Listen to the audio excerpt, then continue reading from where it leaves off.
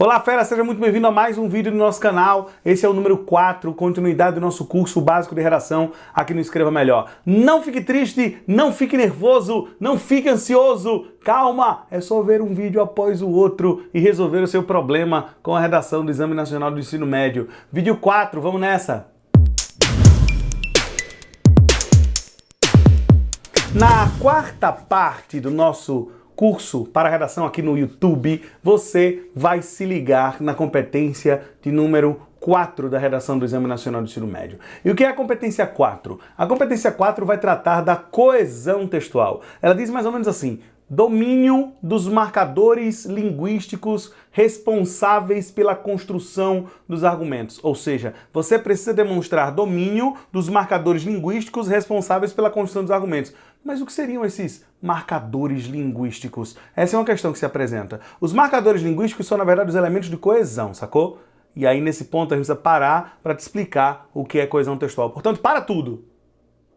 Vamos te explicar o que é coesão. Entenda por coesão a unidade, a maneira como as palavras se articulam para gerar uma sequenciação de ideias. Coesão é articulação de ideias. Não esqueça isso. Coesão, articulação de ideias, beleza? Esse conceito é importante, você vai precisar dele mais adiante. Tenha muito cuidado nesse ponto para não confundir coesão com coerência. Vamos estabelecer a diferença entre os dois. Coloca assim, vamos lá. Coesão e coerência. A coerência é o nexo, a lógica do texto. Basicamente, se o texto faz sentido. A coesão é a unidade, a ligação entre os segmentos do texto. É o que justamente vai proporcionar essa ligação.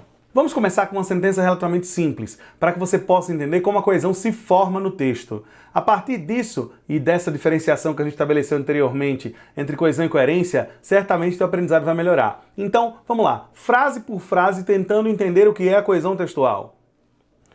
No nosso primeiro exemplo, a gente vai colocar assim, ó: doente não a foi, estava aula ele.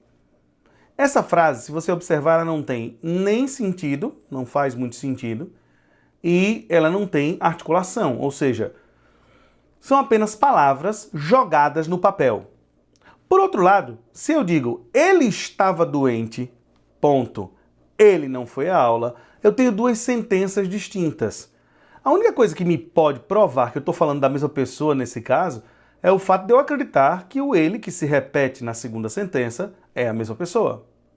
Por outro lado, se eu fizer assim, ele estava doente, vírgula, por isso não foi à aula, eu acabo de gerar articulação entre as sentenças. Se ligou? Nesse caso, o que aconteceu foi que, a princípio, na primeira sentença, eu não tinha nada, só um aglomerado de palavras. Depois eu tinha duas sentenças separadas. E o elemento de coesão possibilitou que eu pegasse as duas sentenças e conectasse elas. Fizesse a ligação, beleza?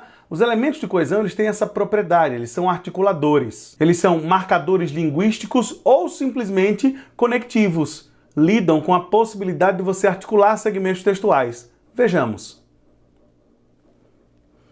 Conectivo é qualquer categoria gramatical que tenha alguma propriedade articuladora. Conjunções, preposições, pronomes, advérbios são conectivos. Percebeu? Entre os aspectos mais importantes da coesão textual estão justamente o que a gente chama de anáfora e catáfora, que é a capacidade do texto de gerar retomada de ideia por meio de palavras, determinada palavra colocada num ponto do texto aponta para trás, e antecipação de ideia, que seria catáfora, determinada palavra colocada num ponto no texto aponta para frente. Anáfora e catáfora são ferramentas importantíssimas. Esses dois conceitos existem dentro do que nós chamamos de coesão referencial. Portanto, a princípio, vamos estabelecer aqui duas formas de coesão que, se você dominar bem, sua nota de competência número 4 da redação do Exame Nacional do Ensino Médio sobe bastante, que são, na verdade, coesão por anáfora e coesão por catáfora. Vejamos o gráfico. Na coesão por anáfora, você tem a retomada de ideias. E na coesão por catáfora, você tem a antecipação de ideias. Existem também outras formas de coesão, como a exáfora, por exemplo. Mas, nesse momento, nesse ponto, a gente vai se ater a essas duas principais formas de coesão para gerar parágrafo e te explicar o que seria a chamada coesão referencial. Portanto, coesão referencial tá aí, ó. Coesão referencial anáfora, coesão referencial catáfora, referencial anafórica e referencial catafórica. Mas tudo isso é muito legal, né? Todo canal tem isso, assim. Vou lá, coloca um trechinho, um conceito e pá, joga uma carteirinha. Vamos ver no texto. Vamos ver dentro do parágrafo, que é como as coisas têm que ser ensinadas. Vamos imaginar um tema aqui. Vamos imaginar que o tema seja desafios para o combate ao transtorno de ansiedade. E aí na sua sentença inicial, ou seja, na sua tese, você afirma: a ansiedade representa um dos transtornos mentais mais marcantes, vírgula, derivada de aspectos econômicos e sociais. Note que eu escolhi trabalhar a ansiedade a partir de aspectos sociais e econômicos, não necessariamente a partir de aspectos biológicos ou a partir de aspectos psicológicos somente. Perceba que a minha ideia é puxar o tema por viés da sociologia, que é uma coisa que eu creio que o Enem gosta bastante, beleza? Volta para o parágrafo. Ela se impõe, ele disse, ela se impõe à medida que avançam sobre o indivíduo uma série de cobranças e obrigações que, muitas vezes, fazem a vida reduzir-se ao cumprimento de metas e resultados. Portanto, esse é o meu parágrafo. Meu parágrafo diz: a ansiedade representa um dos transtornos mentais mais marcantes, derivada de aspectos econômicos e sociais.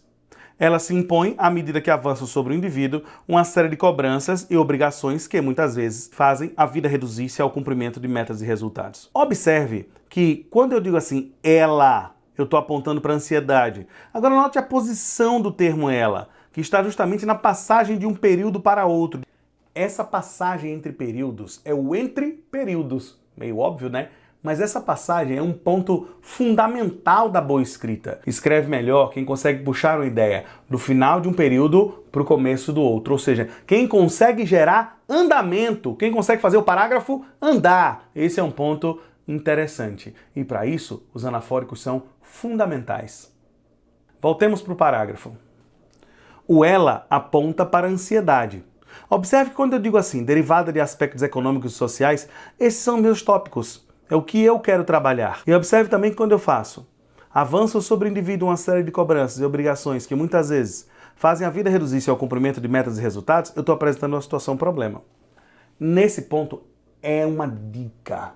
É fundamental que o seu primeiro parágrafo apresente para o leitor uma situação problema. Memorize. Tese é ponto de vista, mas a introdução precisa de uma situação problema, entendeu? Sabendo disso, você melhora. Sabendo disso, você escreve um primeiro parágrafo efetivo. Portanto, para que sua introdução seja efetiva, lembre-se, criar uma situação-problema dentro de determinado contexto no qual se enquadra o tema. Isso vai permitir ao leitor perceber o andamento da tua escrita melhor, perceber a tua contextualização, tua caracterização da situação-problema na introdução. Agora vamos fazer o seguinte, vamos deixar só o esqueleto desse parágrafo. Vamos tirar as ideias e vamos deixar só uma espécie de molde para você entender como funciona. Muita gente faz isso. Vamos deixar só um aspectozinho aqui de ligação entre as duas primeiras ideias para você entender a relação entre elas. A ansiedade representa... Aí observe que tem a primeira ideia que se desenvolve, isso vai ser a representação do problema. E depois tem assim, ela se impõe à medida que avançam. Aí nesse caso eu tenho o ela apontando para a ansiedade, fundamental para a competência número 4, isso é uma anáfora. E observe que eu tenho a representação do problema e no final eu tenho a situação problema, ok? Dentro da representação do problema, você tem os tópicos a partir dos quais você vai desenvolver o teu recorte temático. Ah, eu vou falar sobre ansiedade, eu vou puxar aspectos sociais e econômicos. Esse é o teu recorte temático, entendeu? Para você entender um pouco melhor esse recorte temático, vamos mais um gráfico. O parágrafo se predispõe a tratar a ansiedade a partir da relação dela com. Então tá aí. O parágrafo se predispõe a tratar a ansiedade a partir de um aspecto social e de um aspecto econômico. Vale lembrar que esses dois são áreas de saber e eu ganho pontuação na competência de número 2 da redação do Exame Nacional do Ensino Médio. Então, voltando à coesão textual, caso você se confunda, mais um gráfico. Anáfora é retomar ideias. Antecipar ideias é catáfora. Para que você entenda um pouco melhor, vamos a mais um pequeno parágrafo, dessa vez brincando com catafóricos, com a antecipação de ideias ao longo do texto, sempre buscando trazer realidades textuais para os nossos exemplos. Parágrafos difíceis, sem necessariamente modelos prontos ou frases feitas. Vamos ver. O nosso parágrafo diz assim: todos querem esta medida, vírgula, o fim do sofrimento causado pelo transtorno de ansiedade, ponto. Mas, vírgula, poucos percebem que suas reais causas estão ligadas à dor em larga escala, gerada a partir dos impactos da crise econômica e do consequente empobrecimento da população. Observe que o termo esta medida, especificamente o termo esta, aponta para frente, ao passo que suas aponta para transtorno de ansiedade. Note também que o parágrafo é desenvolvido por uma relação de causa e efeito. Essa relação de causa e efeito ela vai reger o parágrafo. Vocês conseguem perceber também o termo mas no meio do parágrafo, gerando uma relação de contradição. Isso é coesão sequencial, assunto que nós iremos desenvolver mais adiante em nosso curso. Um outro aspecto importante da competência número 4. Portanto, o bom uso dos elementos coesivos, dos anafóricos e catafóricos, permite que o leitor crie um fluxo de leitura, uma progressão das ideias no texto.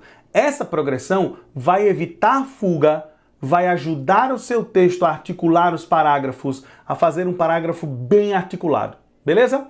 E unido, consequentemente, porque um parágrafo articulado é unido. Os dois parágrafos que eu utilizei aqui e as suas respectivas marcações, você pode baixar no link que está aqui embaixo, beleza? Dito isso, faz aquele favor, dá uma força para o professor Rimou. Dá um cliquezinho aqui no like, ativa as notificações, ativa o sininho, ajuda a gente a espalhar conteúdo pelo mundo afora, beleza? Grande abraço, fera. Fica bem.